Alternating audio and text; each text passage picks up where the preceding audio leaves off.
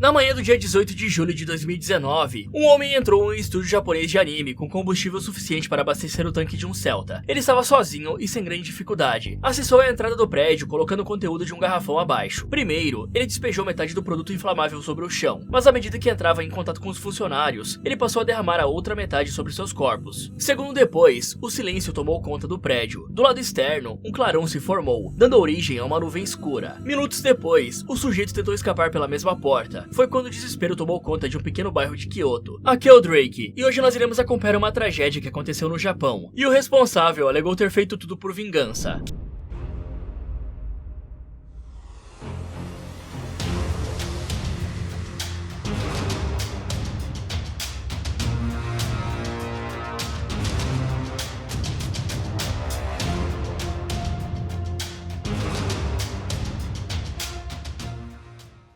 Kyoto é uma das cidades mais queridas do Japão. Visitar as suas ruas é um sonho que muitos buscam alcançar. É difícil encontrar quem, depois de visitar essa cidade histórica, não fale sobre ela com um certo brilho no olhar. Quem passou pela cidade sabe que ela preserva a essência cultural do Japão, mas mantém as portas abertas para a modernidade. E esse encanto é o que a torna um dos destinos mais fascinantes para quem quer entender as raízes culturais japonesas. Com templos que parecem saídos de uma pintura e ruas que misturam o antigo e o moderno, Kyoto desperta uma sensação de admiração que atravessa gerações. Mas para conhecer Kyoto, você precisa passar pelo menos uma semana na cidade. Mesmo depois de algumas visitas, talvez você não consiga decifrá-la. Há uma variedade enorme de pontos turísticos para visitar. Entre os famosos templos, os bairros modernos, os jardins e o comércio local, o fascínio por Kyoto parece maior a cada nova visita. Kyoto é o lar de alguns dos pontos turísticos mais famosos do Japão, como o Templo Dourado, que se tornou patrimônio da Unesco, e uma visita obrigatória para turistas do mundo todo. É impossível passar por Kyoto e não visitar o Fushimi Inari, um santuário na região sul da cidade. Você pode passar entre as milhares de portas vermelhas que se estendem pelas trilhas montanhosas, formando uma estrada que não parece ter fim. Esses lugares não são apenas populares entre os turistas, mas também entre os próprios japoneses, que reconhecem Kyoto como um símbolo da cultura nacional. Vocês devem ter notado que os dois lugares que eu mencionei possuem uma grande conexão com a espiritualidade oriental. Isso acontece porque Kyoto abriga dezenas de santuários e templos. Mas o encanto dos visitantes e dos moradores por Kyoto também se explica pelo fato de que a cidade conseguiu preservar a sua identidade enquanto evoluía. Para os visitantes, a cidade oferece a experiência de passear entre o passado e o presente em poucos passos. Gion, por exemplo, é um conhecido distrito construído em frente a um outro santuário, conhecido como Yasaka. Esse distrito é o lar das geishas. Suas ruas estreitas, com construções tradicionais de madeira, resistiram ao período Sengoku, quando o Japão ainda estava dividido entre diversos feudos, entre o século XV e o século XVI.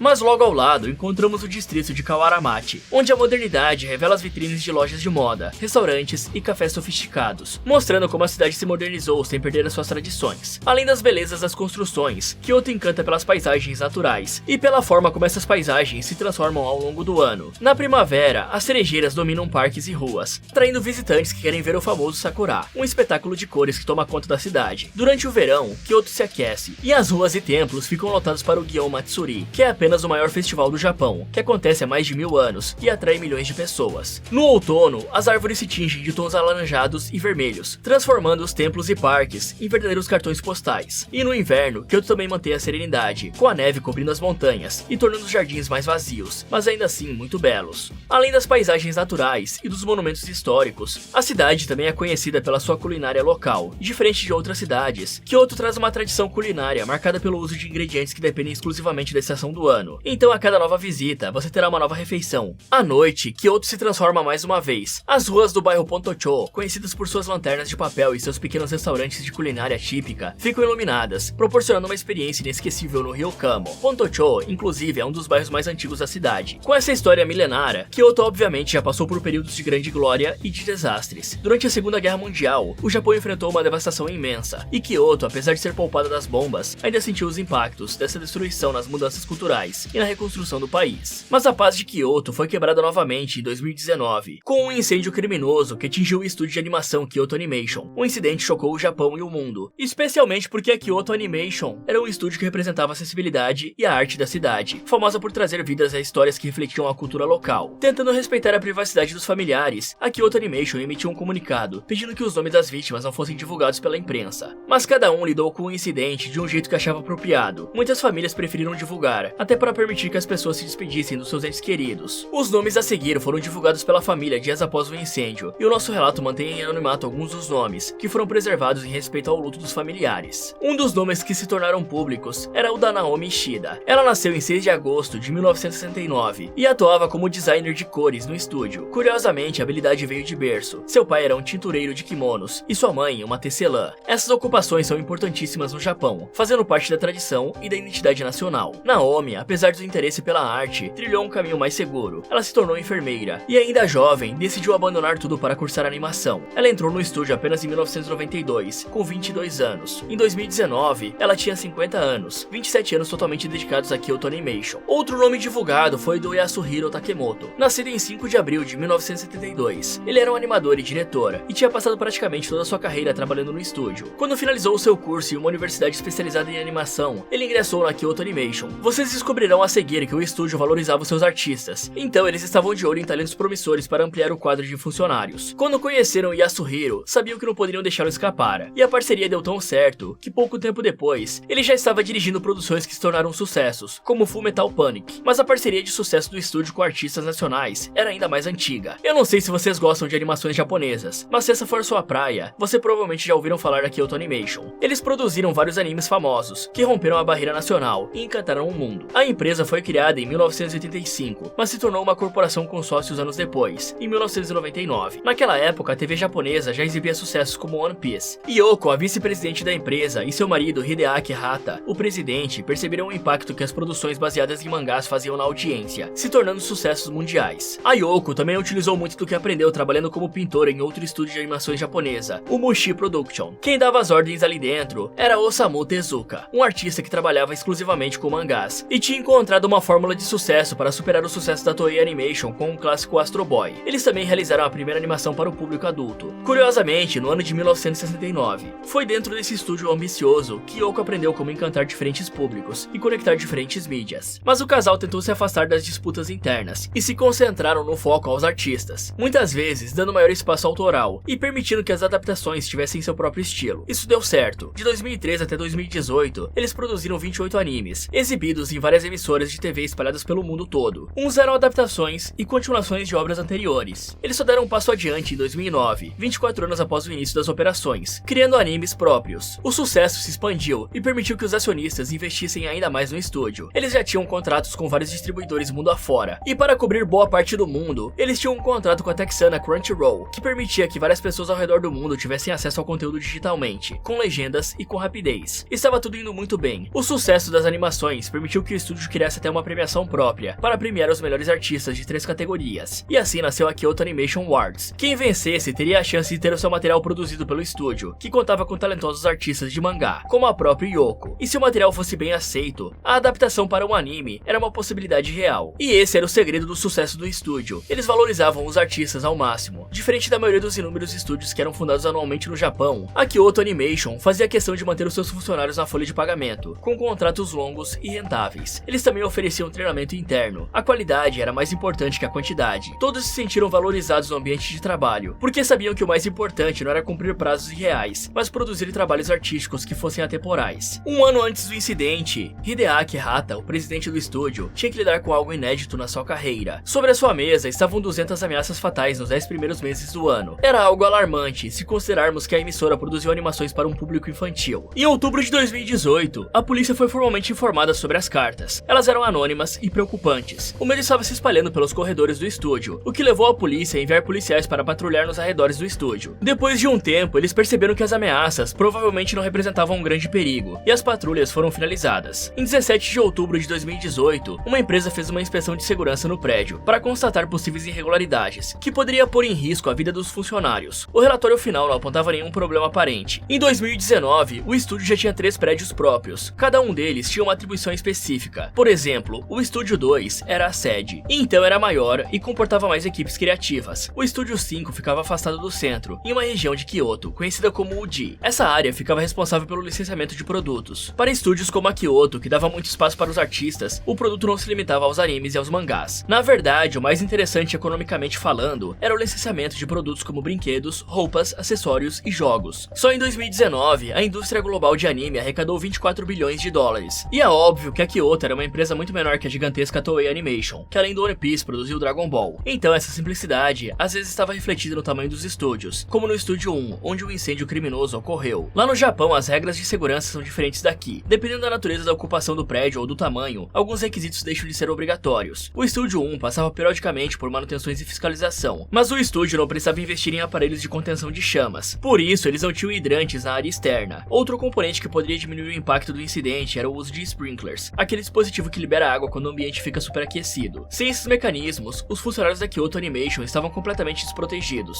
Vocês podem pensar que, pelo menos, o acesso ao prédio não era facilitado, mas estamos falando de Kyoto, que possui um dos menores índices de criminalidade do Japão. Por isso, ela se tornou um destino muito comum para os turistas do mundo inteiro. Os primeiros relatórios policiais afirmaram que para entrar no prédio era necessário apresentar um cartão. Com a identificação, a passagem seria liberada. Todos os funcionários deveriam exibir suas credenciais, um método considerado ultrapassado, e tinha um fiscal na entrada que deveria conferir a identidade e permitir o acesso. Mas naquele dia, o estúdio estava de portas abertas por um motivo especial. Eles receberiam visitantes de fora, que não teriam credenciais. Para não atrasar a entrada dos convidados, a checagem tinha sido dispensada. Mas dias depois, um novo relatório desmentiu essa história. O que descobriram é que na verdade não havia nenhum sistema de verificação. O que eles faziam era fechar a porta durante a noite até o início do expediente, onde ela permaneceria aberta até o fim do horário comercial, das 9 às 18 horas. Então, uma hora depois de abrirem as portas, o fluxo de funcionários era intenso, chegando para cumprirem a sua carga horária. E entre eles estava Shinji Aoba. Ele entrou sem pressa, sem credenciais e sem nenhuma dificuldade. Shinji Aoba nasceu em 16 de maio de 1978, na cidade de Uruawa, no Japão. Embora Uruawa fosse uma cidade naquela época muito pequena por sinal, 23 anos atrás ela foi integrada a outras duas cidades, deixando de ser apenas uma província que ligava Tóquio a Kyoto. Enquanto Shinji crescia, sua cidade se tornava uma grande província, e os bairros que conhecia se tornaram 4 distritos de Saitama. Mas pouco se sabe realmente sobre a sua infância e juventude. Quase 500 quilômetros de Uruawa até Kyoto, e passando mais de 41 anos, Shinji Aoba ressurge na nossa história. Um dia antes do incidente, moradores locais afirmaram que viram Shinji Aoba na frente do estúdio. Ele provavelmente estava fazendo reconhecimento do local, descobrindo como ele deveria agir no dia seguinte para concluir o seu plano. Mas essa era sua primeira parada no dia. Ele visitou lugares que, de algum modo, tinham sido reverenciados pela animação Sound Euphonium, um anime da Kyoto Animation, produzido entre 2015 e 2016. Mas 3 anos depois, 2 filmes foram produzidos, um em 2018 e outro em 2019, poucos meses antes da visita de Shinji Aoba ao estúdio. 10 km de distância da sede, ele parou em um posto de gasolina para abastecer. Ele estava dirigindo um carro, mas ao invés de encher o tanque do veículo, ele desceu do carro para encher garrafões. Shinji Aoba chegou ao prédio às 10h31. Ele decidiu que iniciaria o incêndio na entrada, provavelmente para impedir a saída dos funcionários. Então ele despejou parte do líquido na entrada e seguiu adiante, derramando pequenas porções de gasolina pelas mesas e salas. Quando faltava pouco para acender os fósforos, ele despejou o conteúdo final em alguns funcionários que encontrou no seu caminho. Muitos achavam, até mesmo pela sua reação, que ele usaria o pânico após a explosão para se misturar à multidão de curiosos que se formaria lá fora. Quando acendeu o primeiro fósforo, devido ao ar, a gasolina se espalhou com tanta velocidade que os primeiros segundos foram dominados por uma explosão. Um clarão tomou conta do prédio, enquanto as pessoas corriam desesperadas para fora. Ele tentou fugir, mas parte do seu corpo estava em chamas. Ele gritava insultos enquanto tentava fugir, mas o desejo de Shinji não era abandonar o local. Ele o fez por covardia e dor, mas parte do seu plano era ter seus momentos finais ali mesmo. Mas logo, Shinji Aoba foi visto andando apressado por uma avenida. Com a saída bloqueada por chamas enormes que cobriam a porta completamente, os funcionários procuraram uma outra forma de fugir do local. Segundo a análise da perícia, em menos de 30 segundos, os andares já estavam tomados por uma fumaça escura, espessa e fatal. Então, além do fogo no andar de baixo, as pessoas que recorreram às escadas de emergência tentaram subir até o telhado, buscando um espaço aberto com um ar mais limpo. Essa corrida foi tensa, porque 20 funcionários foram encontrados sem vida nas escadas de emergência. Shinji Aoba, que já tinha conseguido se afastar do local, passou a ser perseguido por 2 funcionários do estúdio, que conseguiram escapar na mesma hora. Enquanto corriam pela avenida atrás do incendiário, eles notaram que Shinji Aoba desmaiou mais à frente. Os policiais conseguiram pegá-lo, mas devido à gravidade das suas lesões, eles aguardaram uma ambulância no local. Quando os bombeiros chegaram, as chamas tinham tomado todos os andares superiores, mas com muito trabalho, após 5 horas, eles conseguiram diminuí-las. 15 horas depois, as pessoas tentaram descobrir o nome das mais de 30 pessoas que foram eliminadas naquele dia. O chocante àquela altura eram as motivações por trás do que tinha acabado de acontecer, e o fato de que o prédio não parecia possuir sequer um hidrante, que poderia ter sido muito útil para diminuir os focos da entrada do prédio. O incêndio criminoso deixou uma destruição material também. 34 anos de trabalho tinham sido parcialmente destruídos, como alguns registros históricos e animações completas, que foram completamente carbonizadas. Não era uma perda semelhante à perda que as famílias estavam lidando, mas ainda era uma parte importante do legado de artistas do estúdio. Alguns desses trabalhos eram os últimos registros artísticos das vítimas. Dessa forma, Shinji Aoba tinha conseguido, pelo menos inicialmente, apagar completamente uma existência. Mas com o tempo, o estúdio conseguiu resgatar algumas produções originais que estavam nos computadores do Estúdio 1. Além disso, eles conseguiram recuperar produções de um servidor que não foi danificado danificado. Por coincidência ou não, alguns arquivos estavam em Tokushima naquele dia, o que impediu que o estrago fosse maior. Como eu disse antes, o Estúdio 1 era pequeno, mas comportava bastante funcionários. Se Shinji Aoba tivesse escolhido um outro momento do dia, por exemplo, o número de vítimas aumentaria drasticamente. Dentro do prédio, naquela hora, havia 70 funcionários que transitavam livremente entre os 3 andares do estúdio. Depois que os bombeiros finalizaram o serviço, as equipes de legistas passaram a identificar as vítimas. Inicialmente, as primeiras informações eram de que 36 pessoas não tinham resistido. 2 delas foram levadas às pressas para o hospital, mas os esforços foram inúteis. O maior problema inicialmente era fazer o reconhecimento dos funcionários. Existia uma lista de pessoas que trabalhavam no prédio, mas a identificação não pode ocorrer por mera especulação. Familiares precisavam ter a certeza, fazendo o reconhecimento presencial, para conseguirem providenciar o funeral e se despedirem. Então, a identificação não poderia ser feita por eliminação, até porque, por mais improvável que fosse, não dava para supor que todos os funcionários esperados naquele dia compareceram. Imagine também, levando em conta que a porta estava sempre aberta, então poderia ser que uma das vítimas nem sequer fosse uma funcionária do estúdio. Então, os policiais se uniram aos familiares para fazer as identificações, mas o estado das pessoas não era o melhor. A explosão e o incêndio apagaram qualquer traço reconhecível. Em 22 de julho, 4 dias depois do incidente, os resultados das autópsias eram mais conclusivos. Entre as novas informações periciais, a mais importante era que a maioria das pessoas foram finalizadas pelas chamas, e não pela fumaça. 3 dias após o relatório, o exame de DNA ajudou a trazer mais clareza ao ataque, e talvez algum alívio aos familiares. Os resultados ajudaram a identificar que a maioria das vítimas eram mulheres, o que era condizente com a política da contratação da empresa. Mais 3 dias depois, no dia 25 de julho, a informação de 36 vítimas foi atualizada. O relatório final trazia 34 vítimas eliminadas e reconhecidas, além de incontáveis feridos em estado grave no hospital. Esse dia marcou o início de um novo momento de luto. Foi quando os familiares finalmente conseguiram providenciar os preparativos funerários. Enquanto isso, algumas famílias ainda estavam apreensivas com o estado de saúde de alguns funcionários hospitalizados. 2 dias depois que os resultados de DNA saíram, no dia 27 de julho, Shinji Aoba tinha acabado de fazer a sua primeira vítima depois do incêndio. Uma semana depois, as pessoas hospitalizadas saíram do estado grave, e 10 das 35 vítimas já tinham sido enterradas. Seus nomes foram divulgados com a permissão dos familiares. No dia 27 de agosto, com a pressão da mídia e a curiosidade internacional, a polícia emitiu um comunicado informando o nome das outras 25 vítimas, entre eles diretores, animadores e funcionários de longa data. No dia 18 de setembro, o número de sobreviventes foi atualizado. 34 pessoas ainda estavam lutando, mas estavam livres de riscos.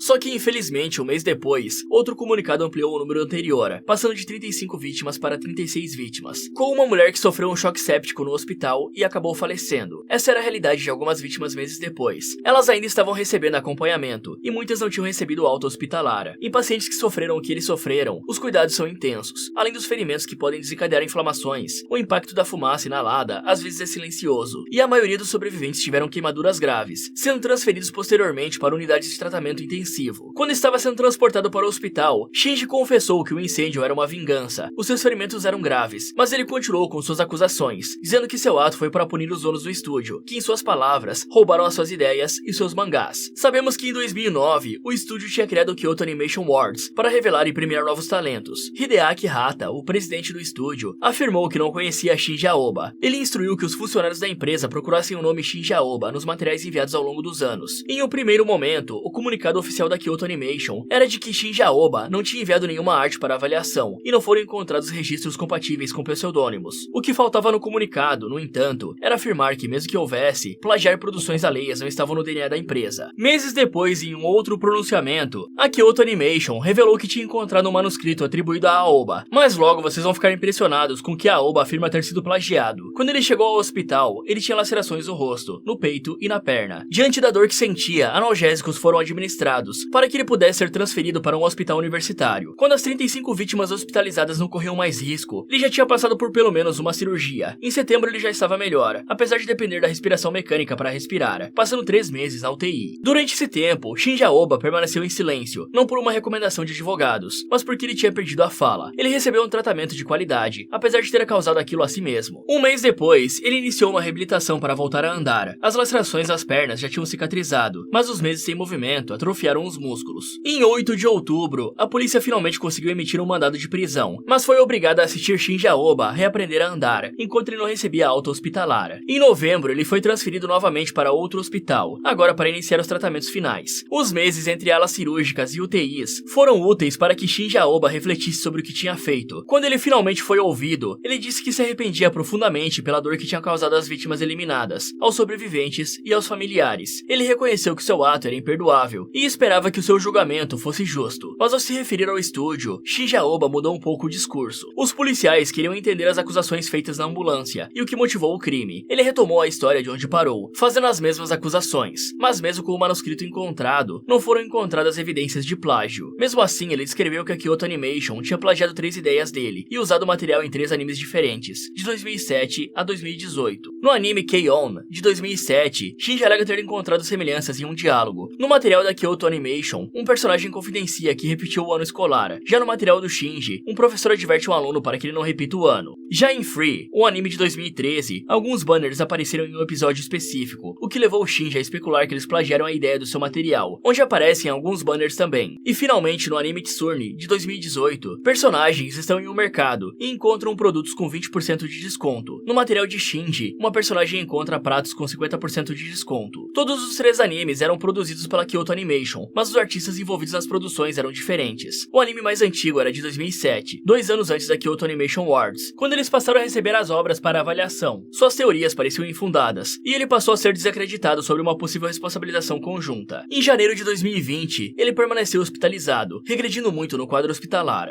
Ele precisou pausar a reabilitação, porque por alguma razão, Shinji Aoba não conseguia andar e se alimentar sem ajuda. Esse quadro só mudou 11 meses depois do incêndio. Em 27 de maio, ele finalmente foi preso para responder pelo crime que tinha cometido. Ele recebeu a acusação pelas eliminações, além de outras 33 acusações, entre elas, incêndio criminoso, invasão de propriedade e tentativa de eliminação. Mas seu julgamento só foi acontecer mesmo apenas 4 anos depois, em setembro de 2023. Shinji Aoba não se declarou inocente e não voltou a repetir as acusações de antes. Ele apenas aceitou seu destino, mas os promotores não estavam satisfeitos. Eles acreditavam que Shinji deveria pagar um preço mais alto pelo ato cometido. Em dezembro de 2023, eles afirmaram que iriam buscar a pena capital. Um mês depois, em 2024, os promotores cumpriram sua palavra e conseguiram arrancar do tribunal uma sentença almejada. Depois que ouviu a decisão do juiz, Shinji ficou reflexivo, enquanto os familiares enxugaram as suas lágrimas. Sua defesa tinha falhado em construir uma narrativa em torno de um possível distúrbio mental, uma teoria que o próprio juiz recusou. Ele sabia que Shinji tinha agido em virtude dos seus próprios fracassos artísticos e da raiva que nutria pela Kyoto Animation, escolhida como alvo de uma forma aleatória. Ele também parecia não se importar com o fato que foi só revelado no tribunal. Shinji já tinha sido preso antes, em algum momento de 2012, em um assalto a uma loja usando facas. Ele ficou 3 anos e meio preso por esse crime. Ao retornar à sociedade, não mudou muito. Questionado se iria apelar, ele afirmou que tentaria até o último recurso, apesar de reconhecer que a pena era justa e apropriada. Enquanto isso, ele aguarda o seu dia final, que no Japão demora em média de 10 anos, mas pode ocorrer a qualquer momento. Inclusive, o criminoso só é informado que cumprirá sua pena horas antes, para evitar a ansiedade. Mais longe das grades que separam Shinji do convívio humano, a vida aqui fora encontrou uma forma de continuar, apesar da dor. O quadro de funcionários da Kyoto Animation diminuiu, mas aqueles que ficaram, os sobreviventes, voltaram a trabalhar ainda em 2019. 27 das 35 pessoas hospitalizadas retornaram para prestar homenagens aos colegas, mostrando que Shinji não destruiria seus sonhos e trabalhos. Durante os meses seguintes, animações foram adiadas, às vezes por conta de materiais sensíveis, outras vezes para dar lugar para uma reestruturação interna. E os materiais já produzidos retornaram ao estúdio, para que eles pudessem incluir créditos adicionais, recordando as vítimas do atentado. Novos parâmetros foram criados no país também, para que nada como aquele incidente voltasse a se repetir. Os donos de postos de gasolina foram instruídos a registrarem clientes que comprassem gasolina armazenando-as em garrafões. Essa era uma recomendação, e até fevereiro de 2020 não tinha validade legal. Mas depois se tornou uma lei, e os donos de postos foram obrigados a registrar as informações pessoais. Quando a Kyoto Animation levou as autoridades a mais de 200 ameaças, a reação policial foi branda. Algumas patrulhas foram enviadas, mas nenhuma investigação foi conduzida. Isso também mudou. De 2020 em diante, todas as queixas passaram a ser levadas a sério. O que tinha acontecido estabeleceu um marco para o Japão, que precisou remodelar até os treinamentos para evacuação e os dispositivos de segurança obrigatórios dos edifícios comerciais. O estúdio contribuiu com uma indenização a 70 vítimas, entre elas as eliminadas, que foram representadas pelos familiares. Uma campanha de financiamento coletivo foi iniciada e arrecadou uma quantia considerável. O dinheiro foi repartido entre eles, considerando a necessidade individual de cada funcionário, como a extensão das lesões, se a vítima era o único provedor da residência e qual era o reflexo do incêndio na carreira do funcionário. Por exemplo, se algum sobrevivente conseguiria retornar às atividades, seja por uma questão física ou psicológica. O mundo todo se uniu e lotaram as lojas de produtos licenciados pela Kyoto Animation, e os produtos digitais corresponderam à maior parte das compras online, porque não tinham custo de produção e envio. Isso permitiu que as famílias se reestruturassem e recebessem o apoio das pessoas do mundo inteiro. Além da ajuda de fãs de anime e das pessoas que tiveram empatia com as sequelas dessa terrível tragédia, emissoras de TV exibiram comunicados e divulgaram as campanhas de financiamento coletivo, o que aumentou a publicidade e a arrecadação. O curioso sobre esses artistas é que seus trabalhos, de certo modo, ficarão para sempre na memória dos fãs e de futuras gerações. 2 anos após o incêndio criminoso, Yasuhiro, o diretor que eu mencionei no início do vídeo, foi acreditado como o diretor da animação Miss Kobayashi Dragon Maid, que saiu apenas em 2021. Quando não atuava na direção, ele também era um artista competente na produção do storyboards. Alguns desses trabalhos se tornaram parte do seu trabalho póstumo, uma forma de honrar seu legado de 23 anos no estúdio. Quem revisitar o catálogo de produções antigas do estúdio, verá que os nomes que Shinji tentou apagar estarão sempre lá, e viverão mais que ele. E galera, deixa eu dar um recado aqui. Eu não sei se vocês sabem, mas esse aqui não é meu único canal no YouTube. Afinal, meu objetivo é derrotar o YouTube, no bom sentido é claro. Além dos Sombras Criminais, eu tenho mais 3 canais ativos aqui, com vídeos novos toda semana. Um deles é o Derrotando Filmes. Lá eu falo sobre diversos filmes, e mostro como derrotar e sobreviver a vários tipos de situações, e também as burrices que os personagens cometem. O outro é o Resumindo Filmes, onde eu falo sobre os outros tipos de filmes que não se encaixam no Derrotando Filmes, e lá eu faço um resumo desses filmes para contar a história completa pra vocês. E por último tem o Abismo do Medo, onde abordamos diversos temas perturbadores e bizarros, até mesmo mistérios que nunca foram resolvidos, como o desaparecimento de pessoas. Então pra quem gostar eu vou deixar os canais aqui no card e também no comentário fixado. Mas qual que é a sua opinião? Você acha que as autoridades falharam quando não resolveram investigar as ameaças apropriadamente? E o que vocês acham da teoria de plágio? Eu acho que ela foi ridícula, mas me contem aí, faz algum sentido pra vocês? Caso tenha algo novo no caso, nós atualizaremos pelo comentário fixado. Muito obrigado por assistir e até o próximo.